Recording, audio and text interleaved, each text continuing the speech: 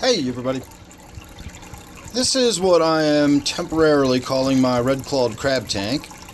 I've made a little more progress on it. In fact, I'm pretty much done. This is how I'm going to leave it. I'm tired of messing with it. It's satisfactory as far as I'm concerned, and I want to move on to other projects.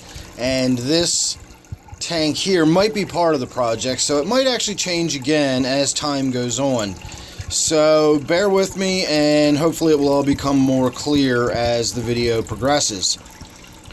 Yesterday I shot a video and I talked about my native tank, and I talked about making some changes to that and different things I could do, so on and so forth. And one of the themes, I guess you could say, is whether or not I'm going to be able to get any crayfish back in that tank. Well, I've thought long and hard about that, and I'm way ahead of a lot of you out there who suggested setting up a crayfish tank. In fact, I used to have a crayfish tank in the past. I even have a crayfish tank playlist. It was a little 10-gallon tank. It was no big deal, but it was just something to mess around with and have a good time with. This tank, however, has been set up for my red-clawed crab. Now, I've been talking about this red-clawed crab and setting up this red-clawed crab tank for quite a while. The red-clawed crab is theoretically in this tank, which is just overrun with guppies. I don't honestly know if it's still in there anymore. I haven't seen it in several days, so I may have finally got its tank ready and it's not even in there anymore. Now, it's also possible that it is still in there and I just haven't seen it. In either case, what I'm now throwing around the idea of is either just leaving the red-clawed crab in this tank, maybe modifying this tank again and making it more suitable for the red-clawed crab. If I'm going to have something in there temporarily, you know, again, I don't know. I've got options now. I've got another tank set up, so I've got options. This tank, as you may or may not have already noticed, has some fish swimming around in it already. I've put some of my male endlers from the tank we were just looking at. This tank is basically just a stock tank full of breeding fish. There's so many fish in there. It's unbelievable. Tiny, tiny little ones all the way up to big, fat pregnant females ready to pop. So I've got lots and lots and lots of guppies and whatnot to spread around in the tanks. And just to get this one started and to get something in it, I've got maybe half a dozen little endlers swimming around in there. You can probably see a couple in the back corner over there as well. There's only a couple of gallons of water in this tank, so I don't have too many fish in there. But instead of making it a red-clawed crab tank, I could possibly make this a crayfish tank. I'm not married to the idea of the red-clawed crab tank. I'm just sort of doing that because I feel obligated, and I've talked about it so often, and so many viewers are just sort of expecting a red-clawed crab tank.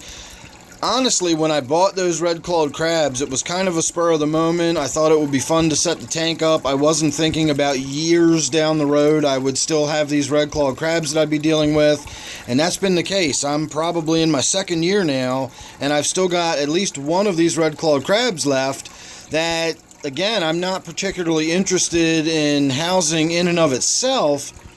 But I do have it, so I feel that I should at very least give it, you know, proper housing, although in all the time I've had it, I really haven't given it proper housing. So I don't know how much longer it's even going to last, you know, so on and so forth. I just feel like that this tank has so much potential, and I really feel like I would be wasting it setting it up for one red-clawed crab that probably isn't going to be around too much longer anyway. I don't know what the lifespan on those things is, but it can't be that long.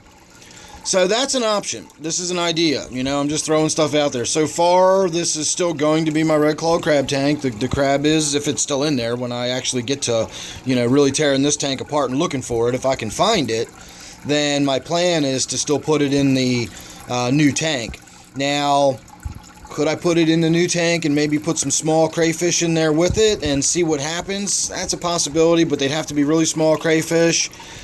And we'd have to go from there and see what happens. Now, the other possibility I've got is this tank back here. I'm still messing around with my Paludarium idea, I've got a pump that pumps a lot of water. That pumps 400 gallons an hour. I've got it turned all the way down as slow as it will go, and it's still kind of overwhelming how much water is gushing out of this thing. My preliminary idea didn't work. I used the expandable foam to sort of sculpt out and shape a sort of waterfall background. I've used the expandable foam in the past to great success in the sense of using it as building material to sort of bulk out an area, and then I can cut it and shave it and sculpt it and make it into something different. I've never tried to do that with anything that was meant to hold water, and I found out that my first go did not hold water, to say the least. It was like trying to hold water in a sponge. So back to the drawing board. I'm still going to tinker around with that. I've got a few other ideas. I kind of lost my steam and fizzled out. I got to kind of do these things when I'm really in the mood to do them and when the, creativity strikes me, and that came and went. So we'll get back to that at some point. This tank here now is the one that I'm still sort of thinking about, because now that it's up and ready, it's running. I've let that silicone completely cure. That is GE silicone number 2. If you're not familiar with the other video I shot, I will attach a card right now.